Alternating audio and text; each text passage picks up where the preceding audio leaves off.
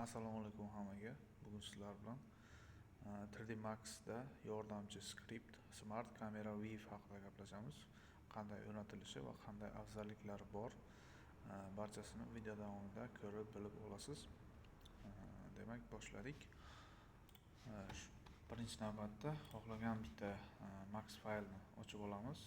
Xoh u birorta sahna bo'lsin, xoh yangi Max fayl bo'lsin, farqi yo'q. Demak, Max faylimizni ochib olganimizdan keyin yuklab olgan skriptimizni, Smart Camera View skriptini ochib, xuddi mana shu faylni e'tibor beramiz. 3ds mzp fayl bo'ladi. Xuddi shu faylni ushlab turib Max sahnamizga tortamiz. Installni bosamiz. Manda oldin o'rnatilgan bo'lganligi uchun xuddi mana shunaqa okno chiqyapti. Sizlarda bunaqa okno chiqmaydi. Xo'p, o'rnatildi. Endi buni Max'imizni mana bu toolbar qismiga chiqarishni ko'rsatamiz. Customize user interface. Bu yoqdan toolbar chiqadi. All commands kategoriyadan all commands va pastda turganlardan bittasini belgilab turib smart deb yozilsa chiqadi. Smart Camera View. Va xuddi shuni misol yangi kamera yangi toolbar mana bunaqa oknoshkacha ochib shunga tortsak mana chiqadi. Va buni xohlagan joyga qo'yish mumkin. Misol mana shu joyga qo'ysam bo'ladi. Demak, save bosiladi. Save. Yes. Xo'p. Endi buni qanday ishlatish haqida ko'rib chiqamiz. Demak, bizda Smart Camera View ochildi va menda kameralar bor hozir. Demak, 11 ta kamera bor ekan. Bir boshdan ketma-ketlikda tushuntirib ketaman. Mana bu yoqda bizda nechta kameramiz borligi va pastda bu yoqda belgilash, select all hammasini belgilash va bu yoqda select by name. Misol uchun bu yoqda bizda kameralar juda ko'p va har bitta xona uchun deylik, misol interyerda ishlatilganda xona uchun yoki bo'lmasam eksteryerda ko'chadagi kameralar alohida va hovli ichidagi kameralar alohida qilish uchun juda ham qulay bu. Birorta kamerani belgilab, misol uchun mana shu kamera men yozishim mumkin. 2 zal deb yozishim mumkin. Okey bossam agar xuddi shu kamerani nomi o'zgaradi. Lekin menga bu zalda bitta emas, 3 ta kamera bo'lgani uchun o'sha kameralarni hozir belgilab chiqaman. Demak, bizda 8-kamera bu yoqda emas ekan. Mana bu kameramiz xuddi shu joyda ekan. Aynan sahnaning mana shu qismida bo'lganlarni olib belgilab, misol 2 joy tashlamasdan zal deb yozsam, okeyni bossam, xuddi mana shu kameralarga nom berib chiqdi o'zi. Va ana endi misol bitta o'sha 2 zal kamerani tanlab turib, demak, mana bu yoqdan select by name desak, xuddi o'sha bir xil nomdagi kameralarni belgilab beryapti. Keyingisiga o'tamiz. Select current active. Bu nima?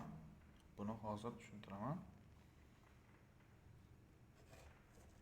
Misol uchun bizda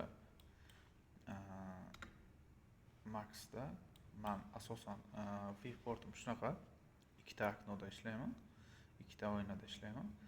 Bittasida men kamerani ko'rinishini ochib qo'yaman.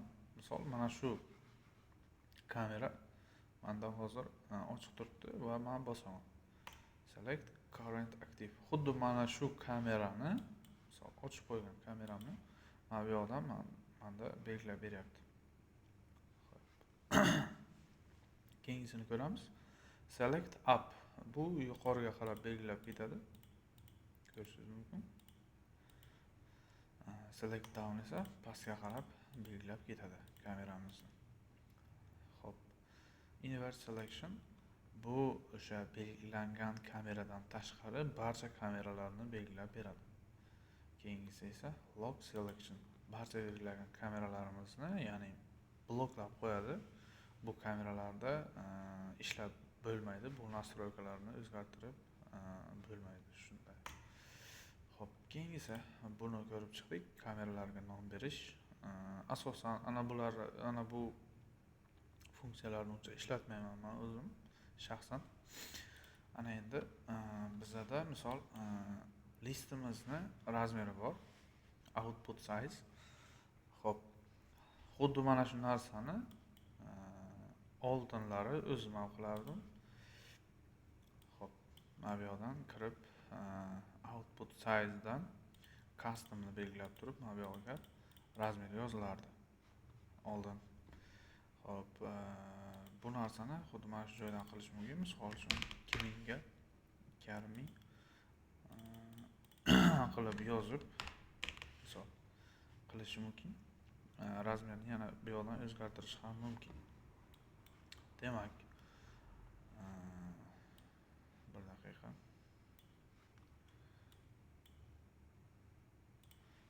Qaytib ochib olsak. Demak, bizda ana endi xuddi mana shu kamera nastroykamizni ko'chirib boshqa joyga yana xuddi shunaqa kamera qo'ymoqchimiz, misol.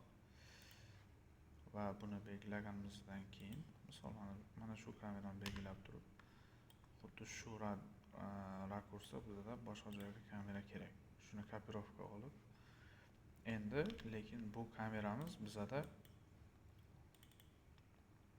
mana bu kameramiz bizda vertikalni emas, ya'ni gorizontalni emas, vertikalni turishi kerak.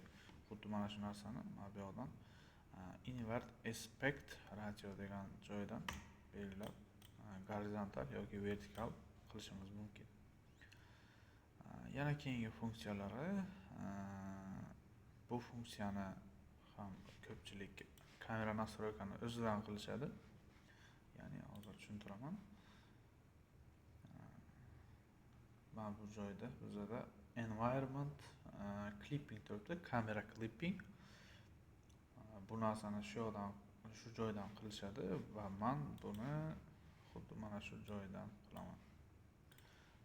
Skript orqali anchagina oson bu skriptimiz. Xo'p, keyingisi yana bizda bu skriptda yana bitta funksiyasi bor. Uzun.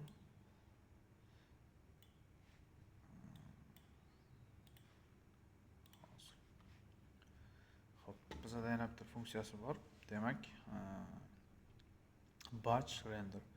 Oldin batch renderda qanaqa bo'ladi?